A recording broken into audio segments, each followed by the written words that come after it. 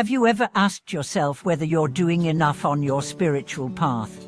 Have you ever looked around at the countless methods, teachers, techniques, retreats, and philosophies, and felt overwhelmed by the sheer complexity of it all? Welcome back to the channel. It's a joy to share this space with you again.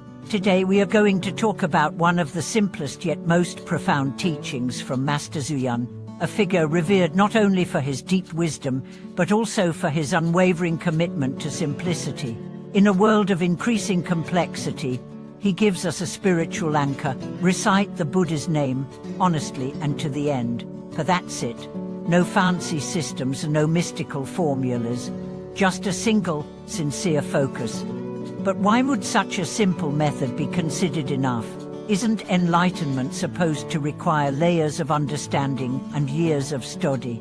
Let's unpack this through story, reflection, and a dive into the real meaning behind Xuyun's words. In today's world, spiritual seekers are often overwhelmed. They jump from method to method, teacher to teacher, hoping that the next technique will finally unlock some ultimate truth. But what they don't realize is that this hopping, this spiritual consumerism, often becomes a distraction. It keeps them in the mind rather than in the heart. And the heart is where true transformation happens. Master Xuyun was a monk who lived well into his 120s. He endured political persecution, survived brutal beatings, and yet never gave up his faith. When asked how he maintained such strength, his answer was always the same: Anifano, the practice of chanting the name of Amitabha Buddha with sincerity. To modern ears, this might sound too basic.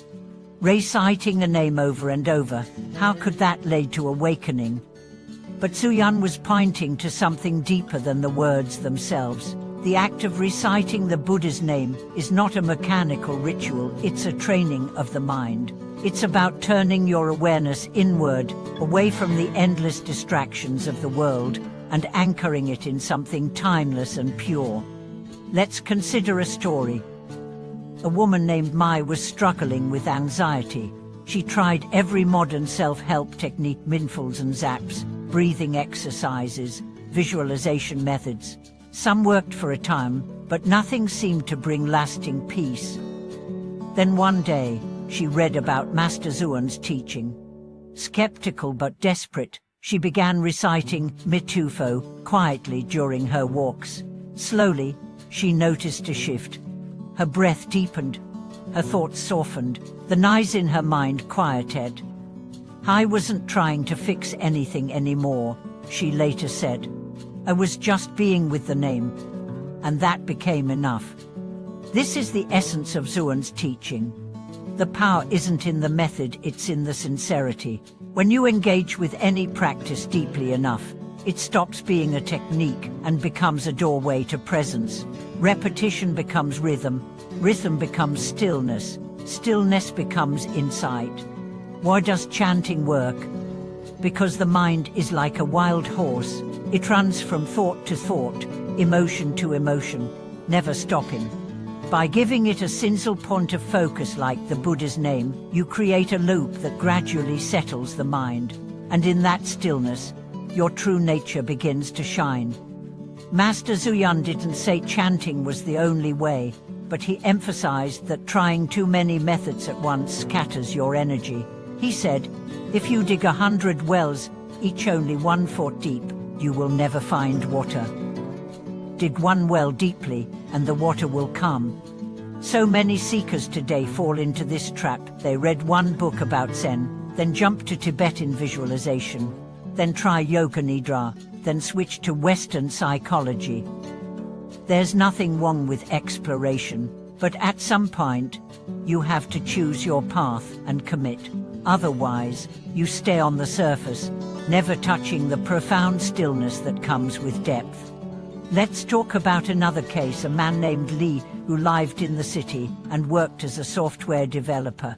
His days were long and filled with stress. One evening, he came across a talk about Master Xuyun and decided to try the chanting practice. He didn't have a shrine, He didn't even light incense. He just sat on his bed each night and softly recited Mitufo for 15 minutes. Within weeks, his sleep improved. His reactions softened. He found himself more patient at work. The changes were subtle but undeniable. It felt like I was washing something dirty off my spirit, he said. What Xuyun teaches us is this: complexity is not clarity. Sometimes we confuse being complicated with being deep, but real depth is simple. It pierces through confusion and lands directly in the heart. That's what makes practices like chanting so powerful. They bypass the intellectual mind and drop you straight into presence.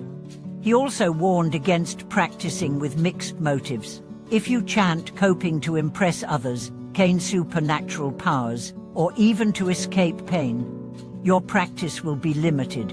But if you chant simply to connect, to remember your source, to soften your heart, then transformation is inevitable. Xuyun's path is not flashy. It doesn't promise quick miracles, but it does promise something much more indie. Bring a mind that is free from chaos, a heart that is open, and a life that is grounded in peace. Another story speaks to this. A young monk once asked Xuyun, "Master, should I study many sutras or focus only on chanting?" Xuyun replied, "Reading sutras is good, but if your mind is not stable, the teachings will not penetrate. Chant until your mind is still, then the sutras will read you." There's so much depth in that answer. The purpose of spiritual practice is not to accumulate knowledge, it's to transform being. And that transformation happens through consistency, sincerity, and simplicity. This isn't about blind faith. It's about inner alignment. The name of the Buddha becomes like a mirror. It reflects back all your agitation, your hopes, your fears. Over time, as you keep reciting, these layers fall away. What remains is silence, presence, awakening. So, how do you start? You don't need to wait for the perfect moment. You don't need a special room or a teacher. Just find a quiet space, sit comfortably, breathe, and begin to recite. Whether it's Tanitufo, Yommoni Pakmi Hum, or another sacred phrase that resonates with you, let it become your anchor.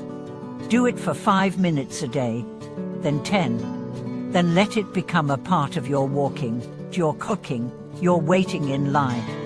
Let the name live in your breath. Let it become your refuge. And don't worry if your mind wanders. That's normal. Just return. Each return is a purification. Each moment of presence is a step closer to your true self. In the end, what Master Xuyun offers is not a shortcut but a clear path. A path that doesn't depend on your background or your beliefs or your intelligence. Just your sincerity. Thank you for watching this video. If you've practiced with a single method and experienced its power, or if this teaching inspires you to simplify your path, I invite you to share your journey in the comments. Let's walk together, deeply and sincerely, into the heart of spiritual truth. Don't forget to like, comment, and subscribe for more teachings that remind you the most powerful truths are often the simplest ones.